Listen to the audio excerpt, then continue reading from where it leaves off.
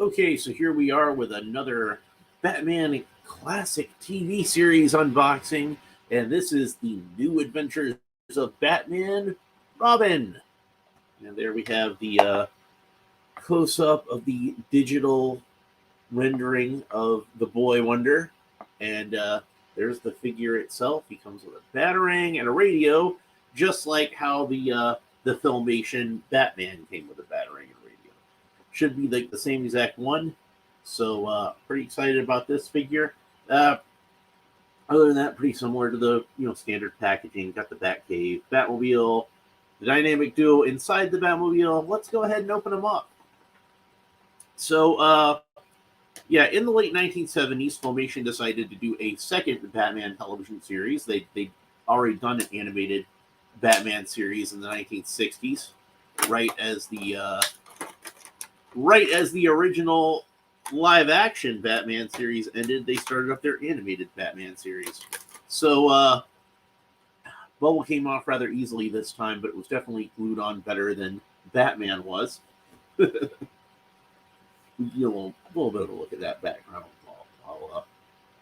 while I got it there. So it's got like a nice sort of pop art feel. The packaging for this line, and this is like the sub line dedicated to that animated series that was also Adam West and Burt Ward.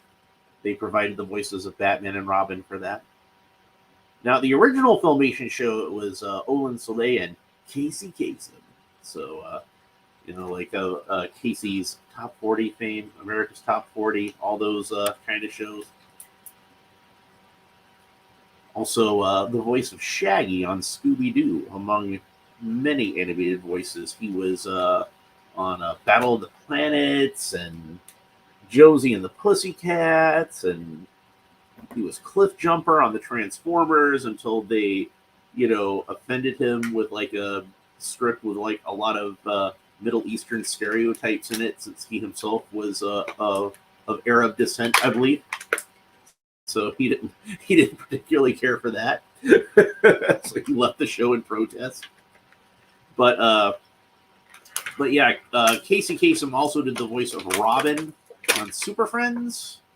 So he had a nice history with the character, but he didn't do the voice of Robin on this show. This was Burt Ward, even though it used the same design. And there he is out of the package. Great head sculpt. You can see the hair is very very simple in its detail. It's got like a little part in the side, but other than that, it's just kind of like simple and helmet like, because he's a cartoon, so they didn't put a whole lot into that. Let's go ahead and open up the lunchbox, because I want to get my other Robin figure out to compare him with. And I still don't have a basic Robin for this line, which is probably something I'm going to need to rectify soon. He'll probably be one of the next figures I pick up from this line. And here he is next to the trading card version of Robin. Now, I'm going to go ahead and warn you guys about something about this figure. With the trading card version, this happened with me. I haven't tried to move anything on this one yet. But one day, I had these out in my car, and it got cold. And I tried to move Robin's arm, and it just snapped right off, because this joint had gotten so tight, and the cold didn't help. So it's still a pretty tight joint here at the shoulder when I try to move the shoulder joint.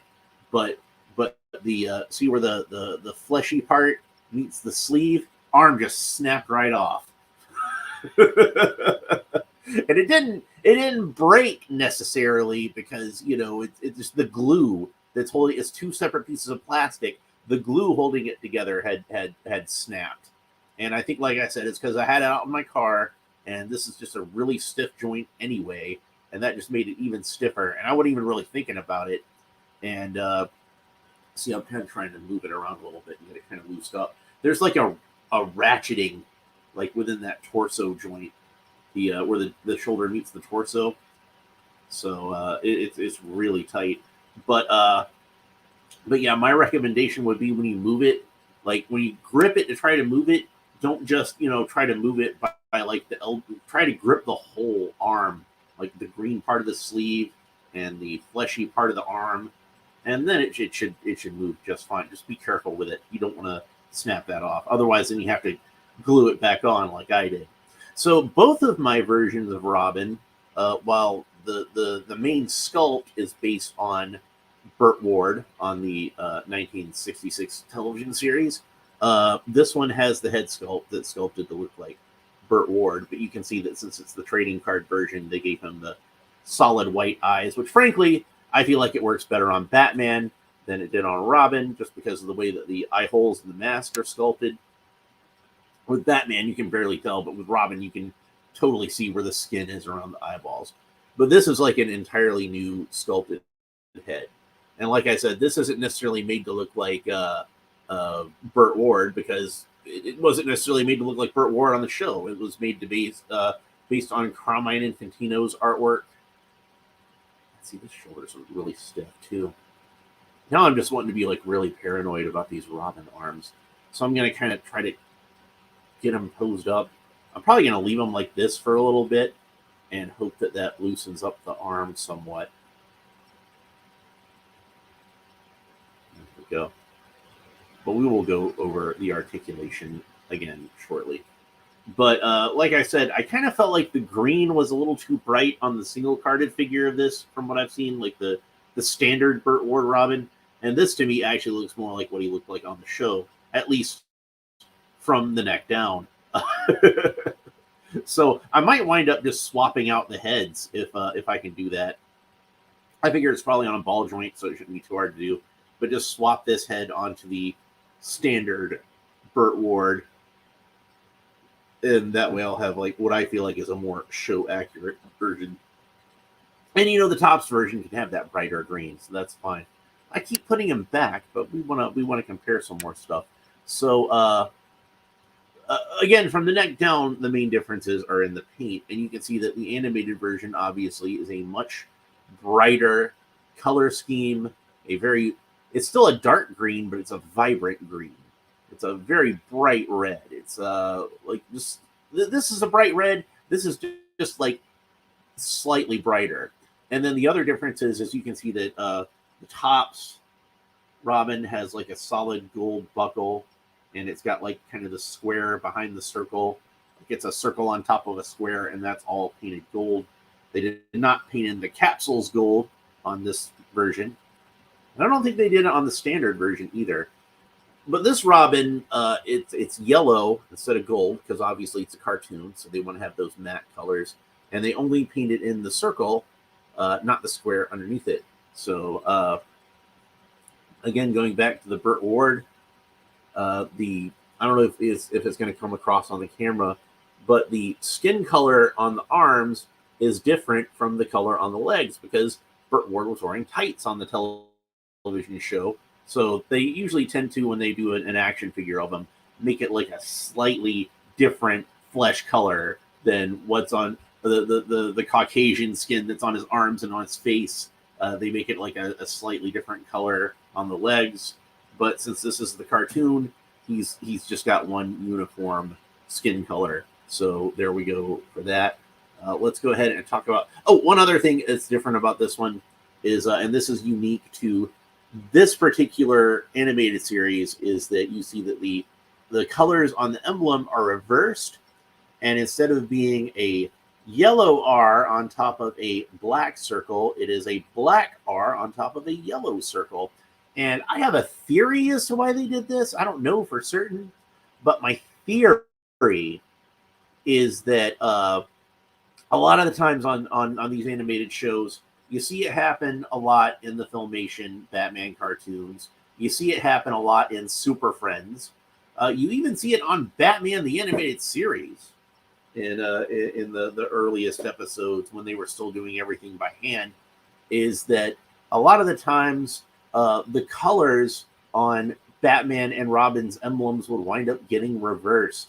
So sometimes you would have a Batman emblem that would, instead of being a black bat over a yellow oval, it would be a yellow bat over a black oval. And likewise with Robin, sometimes it would wind up looking like this. And I kind of suspect that what Filmation's motivation was in terms of having the emblems be like this is that then you have like the emblem is now a black symbol over a yellow background on both of these. So that way it would help the animators keep it straight and realize which it's a black over yellow, and not get confused when they're working these long hours where they're overworked and underpaid. And that way they could keep track of what Batman's emblem is supposed to be. Batman's emblem is more important, and I'm not just saying that because he's the star of the show, which of course he is the main character. So you probably want to make sure that if one of them is going to be consistent, it's going to be Batman. But also because it just makes sense to have a black bat over a yellow background because bats are black. Even sometimes bats are gray or brown. Whatever. I'm not being literal about it. It could be a gray or a brown bat, and if you see him silhouetted over the night sky, he's still going to look black, right? If he's flying over the moon, like this yellow oval would seem to suggest. Whereas an R can be any color, so it's just a letter, so it could be a black R on a yellow background, and it's fine. So, but for anybody who's not familiar with the animated show, and you saw this Robin figure, and you're wondering why his emblem is backwards, it was like that on the show, so that's why they did that. So let's go ahead and go back to talking about his articulation. Of course, the head rotates all the way around. Some slight up and down movement this way. Not a lot to write home about. Same with the head tilt from side to side. Not really much of anything. Like I said, I kind of figure the way these are designed is they're more interested in the rotation this way and that way. So any kind of side to side movement you get beyond that is just a bonus. So the arms should rotate all the way around, and like I said, they're kind of stiff, so you want to be easy with them. You don't want to, because otherwise you might wind up snapping off the arm. You don't want to do that. So trust me, because then you got to glue it back on, and it's like this whole thing. So, but yeah, they do rotate all the way around. It's just kind of stiff, and then the elbow has a single joint at the elbow, bends up that far, and it rotates all the way around. So you can get that into any kind of position. And of course, there's an extra bit of articulation here where the glove meets the forearm. So you can position that whichever way you want. And then the wrist rotates all the way around. And then there is a mid-torso joint, like at the waist. So we can turn him at the waist. But this one seems kind of stiff right now. So I'm not going to take a chance on trying to turn it all the way around. I'm just not going to bother with it right now. But it should, in theory, his waist should turn all the way around. And then the legs move up about that far. Not quite as far as we would like, obviously, because the skirt portion of the vest kind of gets in the way there. So he can't really kick too high. Legs move back about that far. So not a great range of motion at the hips, but that's what we get. And then the knee, actually a really good range of motion at the knee. So that's a greater than 90 degrees. So we can still probably get like a pretty good running pose out of them if we want to. So there we go. Pretty cool. And there's absolutely no articulation below the knee. There's no boot cut, even though I'm pretty sure this is like a separate piece of plastic for the shoe than it is for the shin. So they could have put a boot cut in there if they wanted to, but they didn't for whatever reason. A lot of people complain about the way that these capes are set up, but I kind of feel like it really works quite well for this Filmation style Robin. It does to me evoke the look of how his cape went together on the show. And it does have the bat scalloping at the back, which is not accurate to any version of this costume. There's not a single Golden Age Robin costume I can think of and he wore this costume all through like up until like at least the late 80s. This was like the standard Robin costume. The Tim Drake Robin costume, my personal favorite Robin costume. For those of you who don't remember what it looks like, that one came into use in the year 1990, and before 1990, this was what Robin looked like, and it was very consistent. And he never had any bat scalloping on his cape. That's more like it. That's even the costume that came after this one that had the bat scalloping on the cape. So I don't know why McFarlane does this. My guess would be is that they probably wanted to have like the look of like the cape kind of like folding in on itself, and they don't want it to be like a flat line across the back because it wouldn't look as dynamic on the shelf. Because like when it kind of tilts up a little bit, it almost just kind of looks like it's kind of wavy at the back. It probably should have just been more wavy at the back, and I think that would have been better, and then nobody would have complained about it. But it is funny to me that, like I said, we'll use the Filmation one since it should be easier to see. The scalloping on the back of the Batman cape is rather irregular, and you can see it's even higher up on one side than it is on the other side. Whereas Robin's is a little more uniform in terms of the scalloping. But don't they look great together? Don't the colors just like match so well together? They just complement each other so well. So moving on, he does have the two accessories that the character comes with, which first of all, we have the Batarang. So let's go ahead and put the Batarang in his hand. And it seems like this one isn't going to fit into his hand quite as well as it did with Batman. Probably because his hand is slightly smaller. But I think if I turn it so that this particular scallop on the Batarang is in between his fingers, you can see it kind of sticking out there. Then he seems to hold on to it pretty well. And like I said with Batman, I kind of feel like the animated figures probably should come with black Batarangs, because that's what I remember them being on the show. I could be mistaken, but anytime I remember Batman and Robin throwing their Batarangs on the Filmation show, it was black. But of course, the TV show version was blue. And I figure they probably just printed all these out at the same time, just kind of stamped them all out at the same time, painted them all at the same time, and they probably just got like bins and bins of blue Batarangs already, and they're like, why go through the effort? And besides, this way, like if you want to take the Batarang and give them to one of your TV show characters, you can do that as well. And I do believe that this is the same Batarang and radio that came with Gas Mask Robin, but like I said, I don't have Gas Mask Robin yet, so I'm not 100% certain. Let's move on. We've got one more accessory, and that of course is the Bat Radio, and I talked at length about the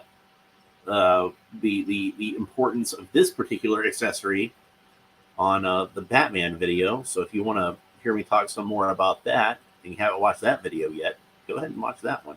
But he holds on to it quite nicely. He just fit it between his thumb and his fingers, and then he can call Batman. So there we go. So that's pretty much it for this figure. I mean, it's a really nicely done figure, and I feel like it really evokes the style of the 1977 cartoon quite well, and also the 1960s Filmation Batman cartoons. They use the same model sheets. Oh, also another thing you might notice about this one is he does not have yellow paint on the laces on his vest, because they didn't do that on the animated show. Just a little something extra to animate, so they, I guess, didn't fool with it. But like with Batman, he's got all kinds of wrinkles and stuff in his boots and gloves, and some in the trunks and some in the shirt. And that's extra detail that like wouldn't have necessarily been on the animated show, because they were trying to keep it as cheap as possible, animate as little as possible. So, but to me, it still kind of works in this context. It still evokes the feel of the cartoon better than I would have expected. If you had have told me hey, this is what we're going to do with these figures, I'd be like, I don't know if that's going to work out so well, but it actually did, I think, work out pretty well. So that's pretty much it for these figures. It looks like that my Batgirl and Commissioner Gordon and Egghead are all going to be arriving today. So I might go ahead and do one of those tomorrow. I was thinking it was going to be Batgirl, but I've got Egghead coming in, so I might do Egghead instead. I don't know. We'll just see what I'm feeling like. So, but that's pretty much it for these figures. If you enjoyed this video, please make sure you like and subscribe. All the YouTube stuff down below. Leave a comment. Let me know what you think about Robin, the character in general, and this figure specifically. Like, I'm a huge fan of Batman, always have been. I've got a lot of happy memories of watching this show on Saturday morning. It's it's not the best or most sophisticated Batman show that we've ever had, but for I guess I would have been like 3 years old when they were still running this show. I enjoyed it a lot. I at least during that time, I would have liked it better than the first Filmation show. But I think I more lean towards the second Filmation show now. But this one had the advantage of actually having Adam West and Burt Ward as the dynamic duo, and you can't beat that. I mean, sorry, Olin Soleil and Casey Kasem. Yeah, Casey Kasem, I might like his Robin voice a little better than Burt Ward's because he was a more experienced voice actor. But as far as Batman goes, you can't really beat Adam West. Like even Kevin Conroy, I think most would agree with me when I say he's the definitive voice of Batman. He's not Adam West. I mean, come on, like. So you can debate all day long who's the better between those two, but I don't know if I would want to get into that argument even. Like I kind of feel like both of those guys are like two of the greatest Batmans. So, but Adam West is kind of in a class by itself, and his version of Batman is kind of its own thing, and that's kind of what makes it kind of special to me. Anyway, we'll talk to you next time. Goodbye.